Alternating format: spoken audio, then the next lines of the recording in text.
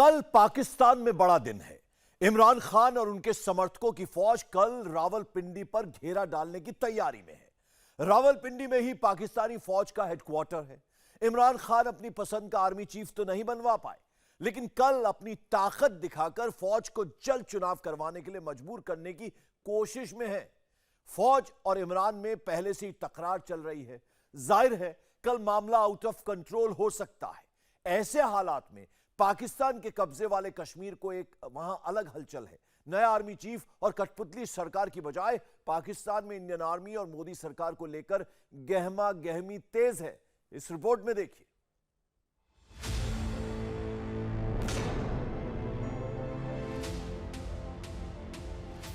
पाकिस्तान की बर्बादी से पहले पीओके भारत के कब्जे में होगा।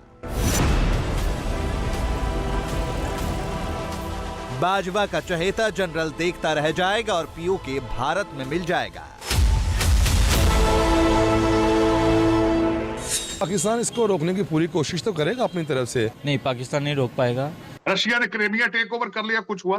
मोदी के साथ इजराइल है, हमारे साथ इजराइल नहीं है। चाइना ने ताइवान के इर्द चक्कर लगा रहे हैं, कुछ हुआ? कल से पाकिस्तान में मारकाट मचने वाली है।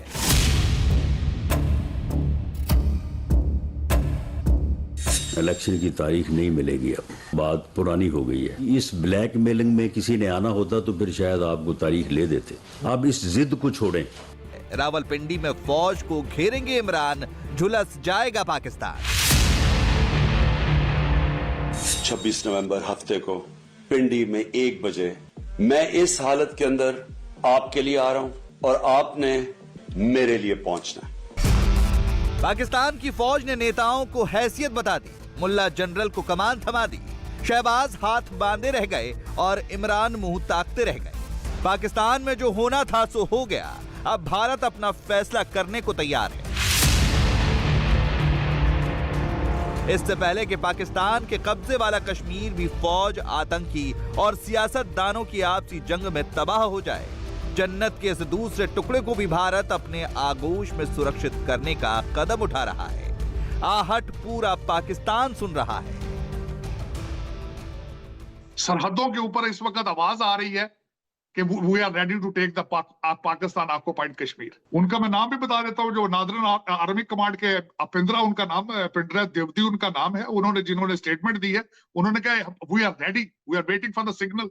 It is a matter of signal. We can take Pakistan occupied Kashmir within very short period of time. और ये दूसरी स्टेटमेंट है। पहले उनके डिफेंस मिनिस्टर साहब पहले पिछले 2 हफ्ते पहले स्टेटमेंट दे चुके थे। क्यों नहीं जवाब देते तारड़ साहब? डिफेंस मिनिस्टर बोला है, अमित शाह बोला है, नरेंद्र मोदी कारगिल में जाके बोलते हैं, अभी उनके नॉर्दर्न जो कमांड के जो जनरल साहब बोलते हैं। क्यों पाकिस्तानी जवाब नहीं देते? क्या खाइफ हैं, डर गए हैं, या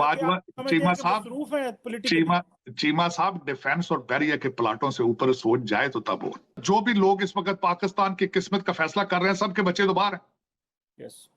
They don't have nothing on stake in Pakistan.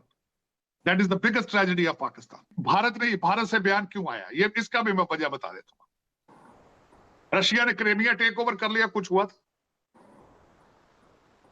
China ने ताइवान के इर्द चक्कर लगा रहे हैं, कुछ हुआ? इस स्लगिश इकोनॉमी में सेल्फ जो लोग कंट्रीज अपने मुफाद बेस्ड इंटरेस्ट ले रहे हैं, पुराने लोग अपनी कंट्रीज जो है पुरानी दुश्मनियां सेटल कर रहे हैं और उस पर दुनिया रिएक्ट नहीं कर रही। तार साहब, ये इंडिया इसलिए बयान दे रहा है कि उनको पता ये इतने इकोनॉमिकली कमजोर है कि ये अब शुरलियां भी नहीं चला सकते।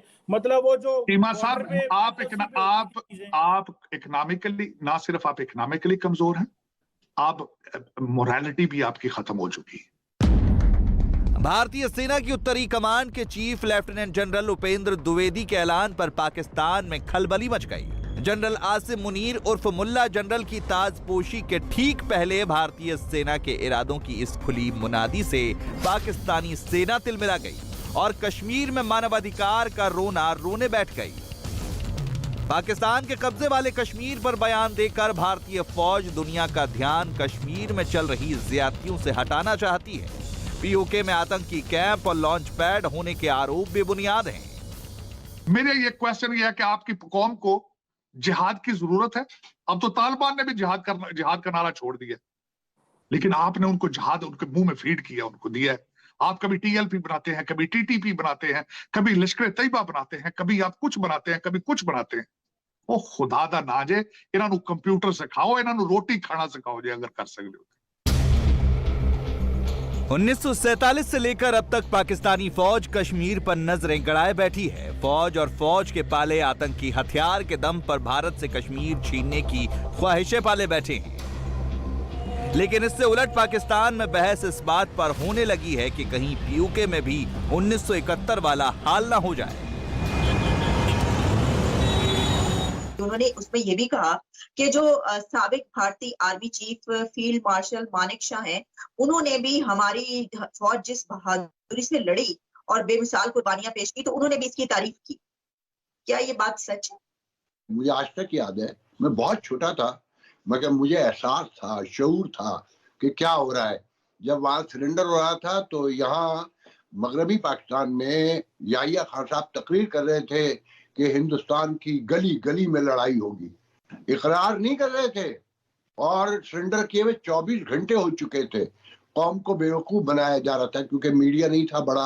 भारत फौजी की तारीफ कर लेता है, इससे कोई फर्क नहीं पड़ता, मगर तारीख में ये लिखा जाएगा कि आप 90,000 बंधे थे, रस्सियों से बांध के आपको ले जाया गया था।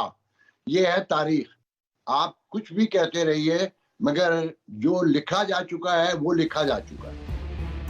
धारा 370 के खात्मे के बाद कश्मीर तरक्की की नई ऊंचाइयां छू रहा है। कश्मीर में इजरायली तकनीक से खेती के नए तरीके आजमाए जा रहे हैं। कश्मीर में 2 जगहों पर इजरायल के एग्रीकल्चर रिसर्च सेंटर खुलने वाले हैं। इसके लिए इजरायली दूतावास के एक अफसर कश्मीर का दौरा कर चुके हैं। कश्मीर में भारत इजरायल की इस पार्टनरशिप पर पाकिस्तान की छाती पर सांप लौटने लगे हैं। पाकिस्तानी मीडिया और पाकिस्तान ने कहा है कि अगर इंडिया ऑक्युपाइड कश्मीर में कोई भी प्लांट इजराइल का लगा या इजराइल को कोई भी लैंड दिया गया तो इंडिया को टेरर का सामना करना पड़ेगा। तो इजराइल और इंडिया के बहुत अच्छे ताल्लुकात हैं, मोदी के बहुत अच्छे ताल्लुकात हैं। अगर हम पाकिस्तान की बात करें तो पाकिस्तान इजराइल को नहीं मानता। क्या पाकिस्तान इजराइल को रोक पाएगा? नहीं, पाकिस्तान नहीं रोक पाएगा क्योंकि इजराइल का ये सामना खुद नहीं कर पाएंगे, क्योंकि ये इंडिया और मोदी और इनके हमारे पॉलिटिशियन आपस में ताल्लुकात चल रहे हैं। मोदी आगे है, इंडिया आगे है और हम पीछे हैं। मतलब यहाँ पर अगर हम देखें तो यहाँ पर सिर्फ और सिर्फ क्या है, आप बताएं क्या है? यहाँ पे सिर्फ यही है कि करप्शन है। यहाँ पे सिर्फ यही है कि हमें पैसा दो और अपना काम करो, अगर नहीं तो पीछे जाओ। पाकिस्तान इसको रोकने की पूरी कोशिश तो करेगा अपनी तरफ से, लेकिन क्योंकि इंडिया और इसराइल का आपस में पहले से काफ़ी ज़्यादा मुरासम है और हमने तो आज तक इसराइल को तस्लीम तक नहीं किया, लेकिन अल्हम्दुलिल्लाह पाकिस्तान की जो ISI जो हमारी जो है, जितनी भी सिक्योरिटी इदारे हैं, वो इंशाल्लाह ताला इसको रोकने की पूरी कोशिश करेंगे। मोदी के साथ इसराइल है, हमारे साथ इसराइल नहीं है, हमारे साथ अमेरिका, चाइना भी तो है, हमारे साथ चाइना है। लेकिन चाइना को देखिए इस वक्त, अब चाइना हमारी जितनी भी मॉरल सपोर्ट, फाइनेंशियली सपोर्ट जितनी भी कर रहा है चाइना, लेकिन उस मेरा ख्याल है कि आप देख रहे हैं इस मार्केट की हालात देख रहे हैं, इसमें 75% जो अशियाँ वो चाइना की हैं। हमारी सारी जितने भी हम जहाँ चीज़ें बनाते थे हमारी वो बनना बंद हो गई हैं। यही सच्चाई है। चीन के चक्कर में फंसकर पाकिस्तान कहीं का नहीं रहा। अरबों का कर्ज लद गया और घरेलू इंडस्ट्री तबाह हुई सो अलग। भारत से दुश्मनी के चक्कर में हुक्मरानों ने पाकिस्तानी आवाम को कहीं का नहीं छोड़ा। पाकिस्तानी आवाम को भी ये सच समझ आ चुका है। आज हम कंपैरिजन करेंगे प्राइम मिनिस्टर ऑफ इंडिया और प्रेसिडेंट ऑफ चाइना के दरमियान। हम पाकिस्तानी आवाम से पूछेंगे कि इन दोनों में से बेस्ट लीडर कौन है। इसके अलावा अपनी कंट्री के लिए इन दोनों में से ज़्यादा बेहतर तौर पर काम कौन कर रहा है। बेस्ट लीडर्स की बात करें तो मेरे ख्याल से मोदी, एक तो उनका जो स्टेचर है वो काफ़ी बड़ा है इस मामले में कि वो ज़रा फ्रीडम स्पीच के ऊपर उनकी जो पॉलिसीज़ हैं वो काफ़ी ज़्यादा बेहतर हैं। और दूसरा जो पॉइंट मेरे जहन में आता है वो ये है कि आज़ाद फॉरेन पॉलिसी, मॉडर्न टेक्नोलॉजीज़ को एक्सेप्ट करने के मामले में मोदी जो हैं वो काफ़ी हद तक बेहतर हैं, इसलिए वो एक अच्छे लीडर और एक अच्छे स्टेचर के हामिल हैं। हमारे जो लोग हैं ना ये पेट्रोटिक नहीं है, बस जो इस वक्त की आदत बैठी हुई करप्ट है, स्लगिश, मर्डरर, ये मुल्क रहने के काबिल नहीं। मैं तो ये आपको कह सकता हूँ कि ये मुल्क रहने के, जब हमारे जो लीडर जो हैं वो करप्ट हों, बदमाश हो। देखिए वहाँ पे एक सिस्टम है डेमोक्रेटिकल। डेमोक्रेसी किसको कहते हैं? डेमोक्रेसी कहते हैं कि आज मैं हूँ, 5 साल बाद आप हैं, उसके बाद 5। वहाँ पे फैमिली जो है ना सिस्टम नहीं है। यहाँ पे तो भट्टो सिस्टम और नवाज शरीफ सिस्टम, इससे हम बाहर ही नहीं निकल रहे। मोदी बहुत बेहतर आदमी है, अपने मुल्क के लिए बहुत अच्छा, हमारे लिए नहीं अच्छा, अपने मुल्क के लिए बहुत अच्छा है। कश्मीरियों के साथ वो जो कुछ कर रहा है वो उसका अलग मसला है, लेकिन वो अपने मुल्क के लिए तो अच्छा है ना। हम अपने मुल्क के लिए क्या कर रहे हैं? कुछ भी नहीं कर रहे। नहीं तो तरक्की क्यों करे मोदी जी ने? इस तरह का क्या इकदाम किए हैं? मोदी बेइंसाफी खत्म करी जा रहे, बस अपने मुल्क की बेइंसाफी खत्म करे, इस तरक्की करे। साढ़े मुल्क की बेइंसाफी ऐसा तरक्की नहीं कर सकते। पाकिस्तान तरक्की या जंग के मैदान में भारत का मुकाबला तो क्या करेगा, जब सत्ता के लिए फौज और नेता ही आपस में भिड़े पड़े हैं। शहबाज और इमरान को दरकिनार करके फौज ने अपनी मर्जी का आर्मी चीफ थोप दिया, तो अब इमरान शनिवार को आर्मी हेडक्वार्टर रावलपिंडी घेरने पहुंच रहे हैं। मेरे पाकिस्तानियों, 26 नवंबर हफ्ते को पिंडी में 1 बजे मैं चाहता हूं कि आप सब शिरकत करें मेरी हकीकी आजादी की मार्च पे। हकीकी आजादी एक कौम को तब मिलती है जिस कौम में इंसाफ होता है। इंसाफ होता है तो हकूक होते हैं, हकूक होते हैं तो एक कौम आजाद होती है, और आजाद कौम ही खुशहाल होती है। तो हम सब इस मार्च पे शिरकत करेंगे सारे मुल्क को पैगाम देने के लिए कि ये कौम अब तब तक चुप करके नहीं बैठेगी जब तक हम हकीकी तौर पे आजाद नहीं होते। मैं इस हालत के अंदर आपके लिए आ रहा हूं, और आपने हफ्ते को पिंडी में मेरे लिए पहुंचना है।